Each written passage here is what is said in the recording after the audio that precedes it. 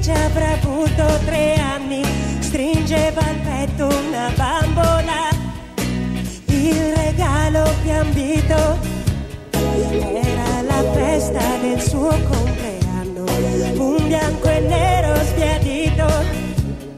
Guardo mia madre a quei tempi e rivedo il mio stesso sorriso, e pensare a quante volte l'ho sentita lontana, e pensare a quante volte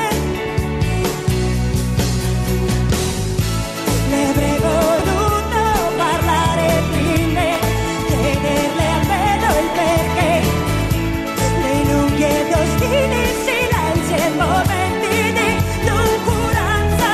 Puntualmente mi dimostravo inflessibile, inaccessibile, fiera, intimamente agguerrita, temendo una sciocca rivalità.